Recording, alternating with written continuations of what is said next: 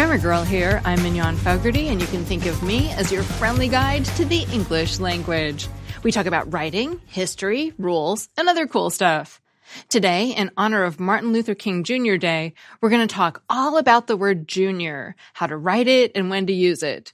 Plus, we'll talk about how the burger joint Carl's Jr. got its name, and then about Ruth's Chris Steakhouse, because one thing leads to another.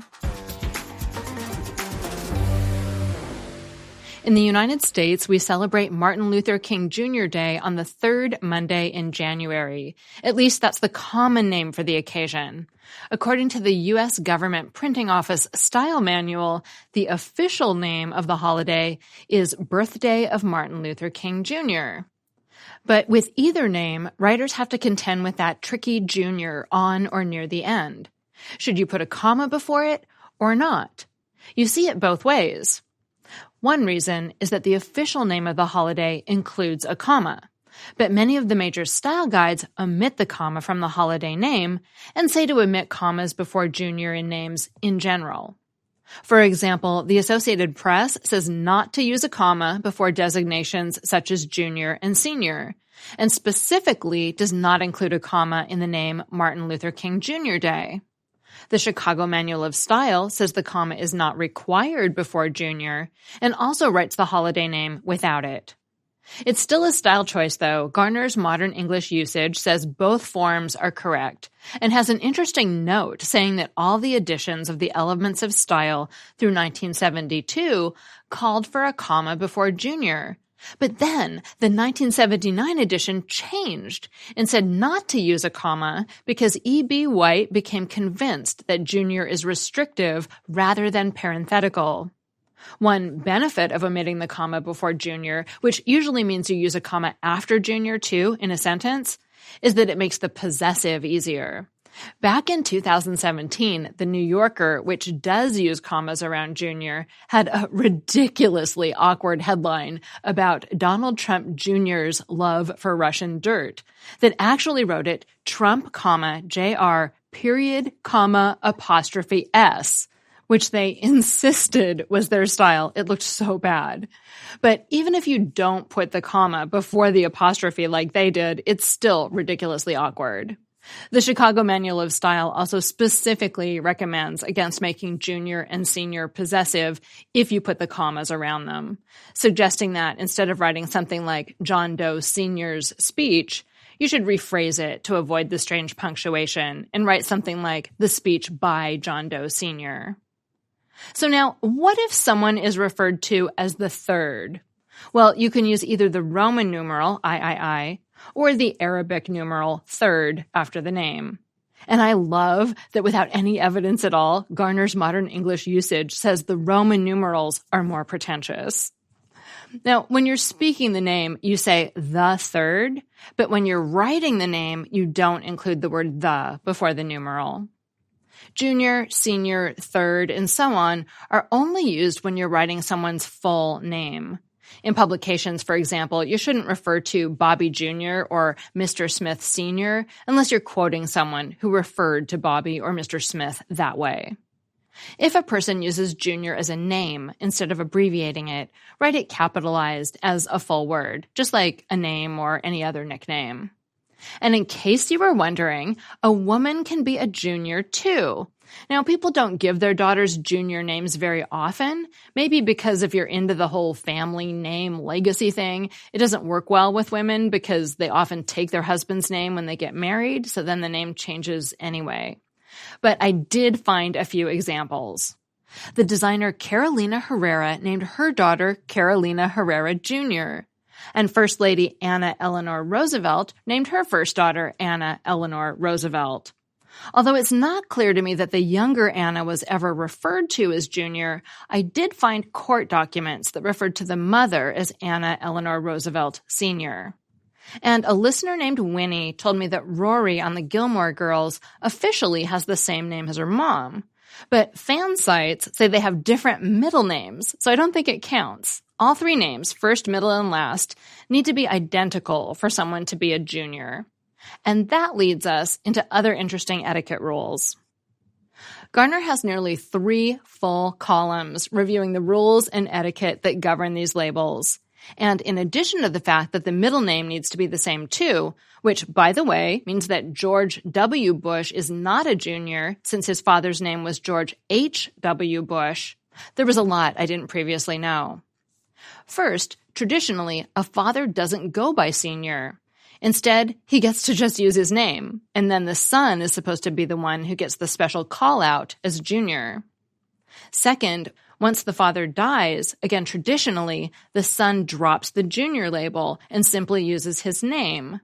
In other words, Thurston Howell III would only be the third if his father and grandfather are alive. But as Gardner notes, the traditional etiquette rules are often ignored these days. You should read the entire section of Garner's if you have access to the book. It's fascinating. So getting back to the commas, since it's a style choice, what do you do if, say, you're following Associated Press style, which says not to use the comma, but the person you're writing about asks you to use it because they use the comma in their own name? I'm not a very combative editor, so I do whatever the person wants, figuring it's that person's name, and if they feel strongly enough about it to ask, what do I care? But the Associated Press, which has more of an interest in upholding rules across a large organization, has guidance suggesting that they would still leave out the comma.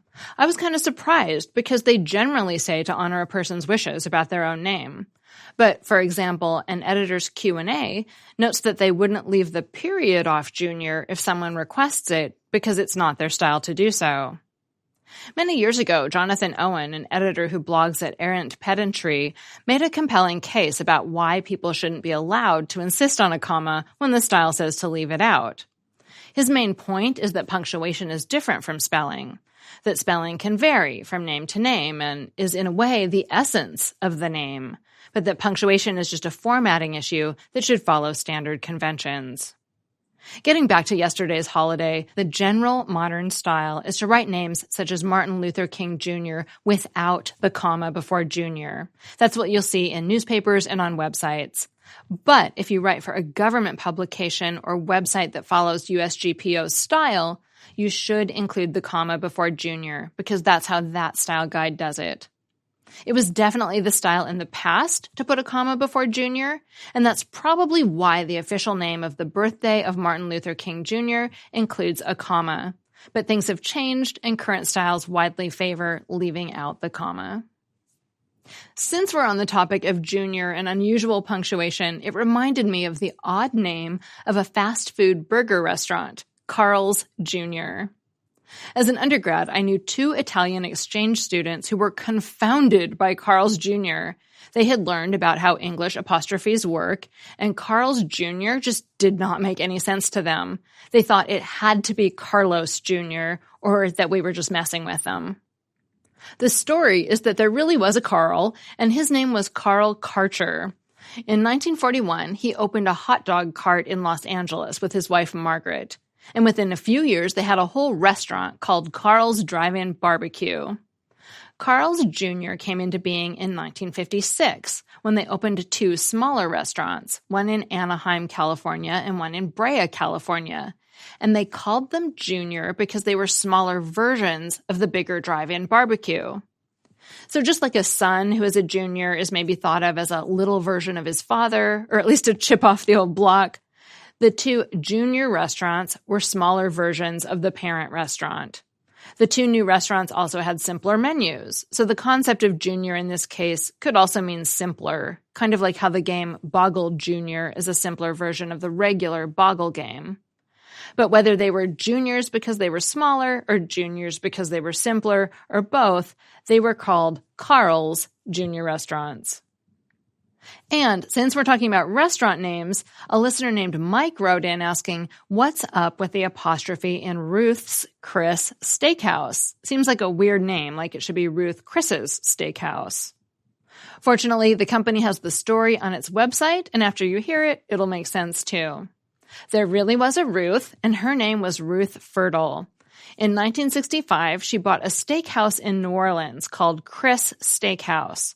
And she ran the restaurant for many years, turning it into a huge local success, at least according to the website. But in 1976, a kitchen fire destroyed the restaurant. And for some reason, the terms of the sale when she bought the restaurant wouldn't let her open a new restaurant in another location with the name Chris Steakhouse. But she needed to move to stay in business after the fire. To get around the problem, she renamed it, putting her name in front. It was her steakhouse, Ruth's Chris Steakhouse. And now it all makes sense. And Ruth's Chris Steakhouse now has locations all over the world.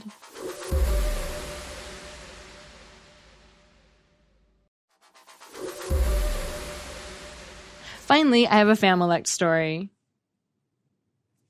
Hi, Mignon. My name is Eben, and I've been a fan of your show for a few years. The Familect I wanted to offer was hockey, like the sports game.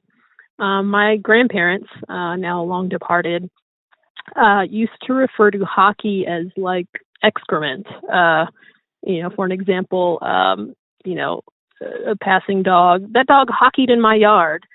And as a little kid hearing it, some 40-some years ago, obviously I could pick up contextually what it meant. And I remember when I was at school, began school age, using it and the other kids looking at me oddly, which I now know because they knew it as, the game with, sticks and pucks. But my grandparents from Texas referred to it as hockey,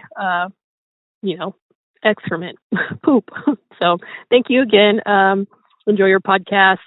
Looking forward to many more. Thanks. Bye. Thank you so much. That was so interesting to me because my dad called it pucky, which sounds really close to hockey. If something wasn't true, he'd say things like, that's horse pucky. Well, believe it or not, the Oxford English Dictionary actually lists hockey as a word for excrement with the label North American slang, originally U.S. regional, chiefly South Midland. Now, those regions are farther north than Texas. They include Oklahoma and Kansas, for example. But the Wikipedia entry says that some regions of Texas actually have more of a South Midland dialect instead of a Southern dialect. So maybe that's why your grandparents picked up the word. Or maybe it had already spread farther than the OED first had it, since it specifically said it was originally from the South Midland region. The first citation for hockey with that meaning in the OED is from Transactions of the American Philological Association in 1886. And it's kind of fun because it says, hockey is used in East Tennessee among little children. So I guess it started with kids. One possibility in the etymology section of the entry is that it came from the Scots word khaki, C-A-C-K-Y, which goes back to at least the 1700s and was also used regionally in the U.S. That comes from cac, which goes all the way back to the 1400s in English, but it comes directly from Latin. The OED labels it obsolete as a verb, but it looks like the noun cac may have had a resurgence in British slang to mean bad, worthless, useless, rubbish, etc. And the OED also has pucky, which it says is also North American slang, although it doesn't say anything about it being limited to a region. Pucky is also much newer, with the first citation being in just 1953. They think it could be a, quote, humorous alteration of hockey, unquote, or, get this, quote, perhaps after the alleged practice of playing ice hockey with a puck made of frozen horse dung, unquote.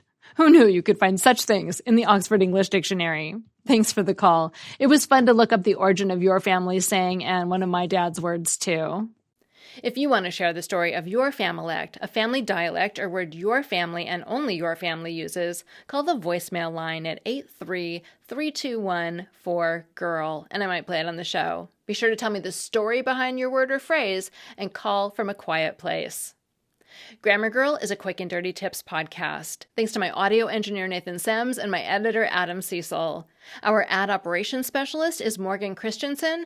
Our marketing and publicity assistant is Davina Tomlin. Our digital operations specialist is Holly Hutchings, and our intern is Kamryn Lacy. And I'm Mignon Fogarty, better known as Grammar Girl. That's all. Thanks for listening.